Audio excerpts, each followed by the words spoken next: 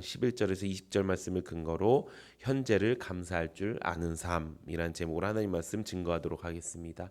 약속의 땅 시리즈 83번째 시간입니다. 오늘 말씀부터가 바로 일곱 지파의 기업 분배로 시작하는 말씀입니다. 야곱에게는 총 12명의 자손들이 있었죠. 그 자손들로 인해서 이제 이 기업이 이루어지게 이렇게 분배가 이루어지게 되었습니다. 가장 먼저는 야곱과 유다 집안이 유다와 요셉 집안의 이제 그 지파들이 기업을 분배를 받았지요. 이 순서는 중요함의 순서를 나타납니다.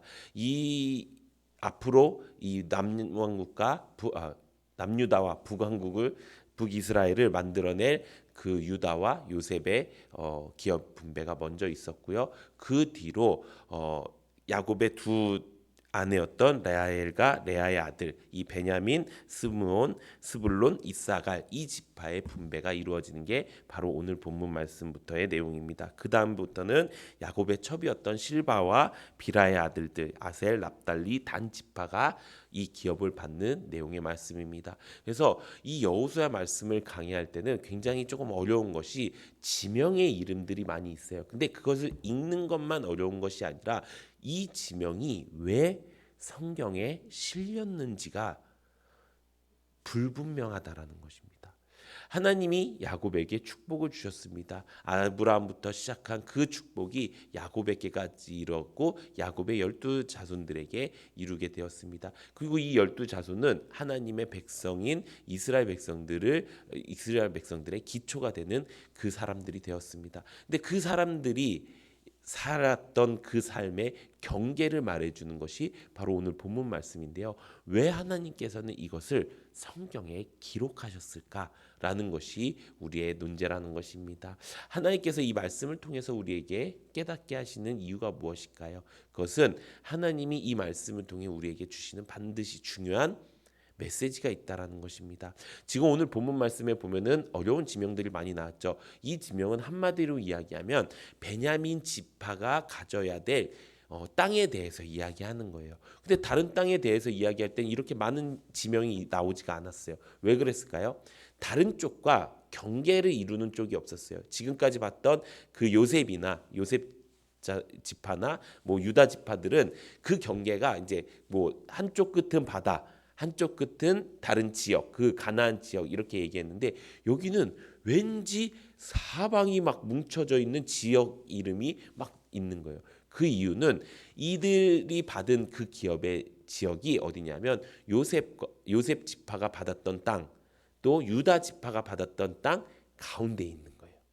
그러다 보니까 상대적으로 강했던 요셉 지파와 유다 지파 사이에 껴있게 되는 것처럼 보이는 거예요. 그것을 보인 하나님께서 어떻게 하셨어요?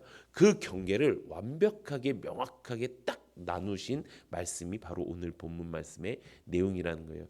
상대적으로 힘이 세면 어떻게 될까요? 이 지역의 이 경계가 제대로 이루어지지 않으면은 그 다른 지파가 아무리 자기와 이제 연관된 지파라고 하더라도 그 당시에는 힘으로 뺏는 일이 가능했기 때문에 이 하나님이 주신 그 분깃을 잃어버릴 수 있는 확률이 너무나도 컸다라는 것입니다. 그래서 어떻게 됩니까? 이것을 하나님께서 명확하게 딱 나눠주신 거예요. 이게 베냐민 지파 거야. 그러니까 건드리지 마라고 하나님께서 가르쳐 주신 게 바로 오늘 본문 말씀의 내용이라는 것입니다. 그렇다면 이 본문 말씀을 통해서 하나님께서 우리에게 주시는 말씀의 내용이 무엇일까요? 그것이 바로 오늘 제목의 말씀인 현재를 감사할 줄 아는 삶을 살아야 된다는 것입니다. 베냐민 지파가 땅을 받은 것과 이것이 무슨 상관일까요? 라고 이야기하겠지만 베냐민 지파는 이 야곱 지파 중에서도 우리가 잘 알고 있고 또 이 지파가 굉장히 또 힘이 세다는 걸 알고 있어요. 근데 그 지파보다 더 큰 힘을 가지고 있었던 다른 지파들을 보면서 베냐민 지파는 상대적으로 내가 강한 힘을 갖고 있음에도 불구하고 상대적으로 부러워하거나 시기와 탐욕이 있을 수 있다라는 것입니다. 왜 그렇게 되냐면 이 베냐민 지파나 이 그 시므온, 스불론, 이사갈 지파는 야곱이 사랑했던 그 레아와 라헬의 자녀였기 때문이었습니다.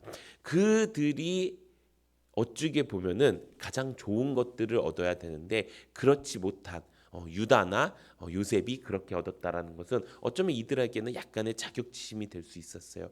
내가 좋은 것을 얻었음에도 불구하고 나보다 더 뭐라 해야 되나, 나보다 더 정식적인 아이가 아닌데도 더 좋은 것들을 얻은 것들에 대해서 속상하고 실망할 수가 있다라는 것입니다. 그것을 보아 하나님께서 이 경계를 명확하게 말씀해 주시면서 한편으로는 너네들 넘어오지 마라고 하면서도 베냐민 지파에게는 이거예요. 너희들에게 준 이 현재를 잘 지켜. 라고 하는 것이 하나님의 온전한 뜻이라는 것입니다. 하나님께서 이 베냐민 지파에게 경계를 설명하실 때 이 각자의 분깃에 맞도록 필요에 맞도록 지정해 주셨다라는 것입니다. 사랑하는 성도 여러분, 하나님께서도 우리에게 분깃을 주십니다. 어떤 분깃을 주실까요? 하나님이 우리에게 필요한 분깃을 주십니다. 그 하나님이 우리에게 필요한 분깃을 넉넉히 주시는 분이십니다. 아멘이십니까? 그런데 문제는 무엇입니까? 내가 그것을 넉넉하다고 생각하지 않는다라는 것입니다. 내가 나에게 하나님께서 주신 것들이 충분함에도 불구하고 나는 이걸로 만족하지 못해요. 그래서 더 달라고 해요. 그래서 더 얻으려고 해요. 그래서 무엇을 해요? 열심히 있게 신앙생활을 해요. 열심히 있게 하나님께 구해요. 열심히 있게 하나님께 기도해서 하나님, 내가 이것도 할 수 있어요. 저것도 할 수 있어요. 이것도 할 수 있으니 이것도 주시고 저것도 주세요. 라고 하나님께 기도해요. 그 다음에 어떤 일이 벌어져요? 하나님이 그 기도를 들어주세요. 물론 들어주실 때 있지만 이건 지금 뭘로 구하는 거예요? 내 정욕으로 구하는 거예요. 내 정욕으로 구하는 것에는 하나님이 응답하지 않으신다고 성경에 기록되어 있어요. 그러면 하나님이 응답하지 않으시면 우리는 어떤 반응을 해요? 하나님이 내 기도를 들어주시지 않아 라고 생각하기 마련이라는 것입니다. 이것이 마귀가 우리에게 심어놓은 생각의 일부분이라는 것입니다. 하나님은 너의 기도를 들어주시지 않아 라고 하는 그 관점. 그래서 옛날에는요, 무엇이든 일이 있으면은 하나님 앞에 나와서 기도하는 것이 가장 1번이 되었었는데 이제 이것이 한 번 안 되고 두 번 안 되고 세 번 안 되니까 이제 기도하는 것보다 내가 내 살 길을 찾아가고 내가 내 살 궁리를 하는 것이 이제 지금 이 땅에 있는 신앙생활을 하는 사람들의 모습이라는 것입니다. 사랑하는 성도 여러분, 우리에게 무엇인가 필요한 것이 생겼을 때, 우리에게 무엇인가 하나님께 원하는 것이 생겼을 때 우리가 가장 먼저 해야 될 건 뭐예요? 하나님 앞에 나와서 기도하는 거예요. 근데 그 기도가 뭐예요? 내가 먼저 결정해 놓고 달라고 하는 게 아니고요.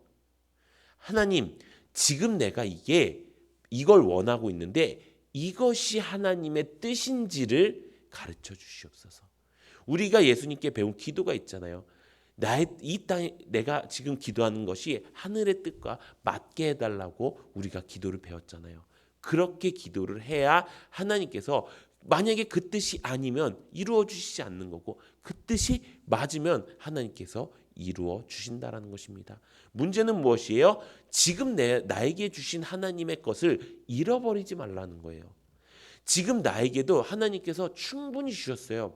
나에게 주신 것들, 나는 이것도 없고, 나는 좋은 믿음의 가정도 없고, 나는 좋은 믿음의 아이들도 없고, 믿음의 환경도 되지 않고, 뭐도 되지 않고, 그럼요, 그 안에서 하나님이 주신 뜻이 있다는 거예요. 그 뜻을 발견하고, 그 뜻을 이루어가기 위해서 내가 기도하고 하나님 앞에 나와야 되는데, 하나님, 왜 난 이게 없어요? 이거 주세요. 하나님, 왜 난 이게 없어요? 이거 주세요. 라고 나에게 주신 것들에 집중하는 것이 아니라 주시지 않은 것들에 집중을 하니까 우리 인생이 바뀌지 않는 인생이 되어버린다는 것입니다.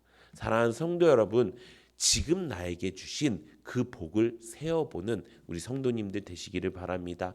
하나님께서는요, 나에게 딱 맞게 주셨어요. 내가 만약에 고난 가운데 있으면 그것도 나한테 딱 맞는 거예요. 이 고난이요, 내 인생의 전부가 아니에요. 어제 이제 아이들과 말씀의 은혜를 나눴는데요. 제 아들 시온이가 이 부분적인 것을 아는 것과 온전한 것을 아는 것에 대해서 셀장님이 설명해 줬다고 하는데 와, 기가 막히더라고요. 이 주보를 이렇게 이만하잖아요. 주보를 이렇게 가려갖고 위에 부분만 나오게 한 거예요. 그래갖고 딱 너가 그 깨닫게 된 말씀을 한번 설명해 봐니까 다 기억은 안 나는데 그게 기억이 난대요. 그러면서 주보를 딱 가리면서 아빠 부분적으로 아는 건 이런 거래요. 위에만 아는 거래요. 근데 이게 고난이래요. 그래서 부분적으로만 알면 내 인생에 고난만 있는 건 줄 아는 거예요. 근데 사실 이거는 이만큼 있는 거예요. 이만큼 다 있는데 이게 내 인생인데 내 인생에 그래서 내 인생에는 고난만 있는 게 아니라 하나님이 주신 많은 것들이 있대요. 이렇게 설명을 하는데 와, 제 아들이라서가 아니라 우리 교회가 어마무시하다.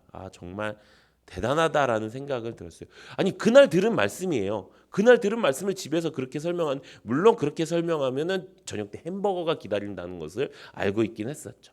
근데 그렇게 말하는데요. 와, 제가 은혜를 받더라고요. 정말 우리 인생이 그런 거예요.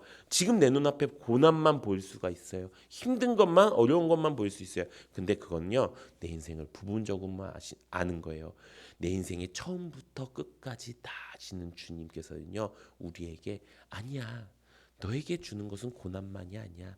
너에게 주는 것은 이런 것들이야 라고 말할 수 있는 그런 주님을 우리가 만난다면 우리 인생 가운데 어렵고 힘든 것이 없을 줄 믿습니다. 사랑하는 성도 여러분, 이제 우리가 내 삶에 주어진 하나님의 은혜를 발견하고 내 삶에 주어진 하나님의 축복을 발견하고 지금 이 현재에 감사할 줄 아는 그래서 지금 내게 주신 것이 너무나도 넘쳐나서 그것만으로도 충분히 사랑하고 그것만으로도 충분히 하나님을 믿고 그것만으로 충분히 이 세상에서 그리스도의 향기가 품어져 나올 수 있구나라는 것을 깨닫고 살아가는 우리 모든 성도님들 되시기를 예수님의 이름으로 축원합니다. 이 시간 기도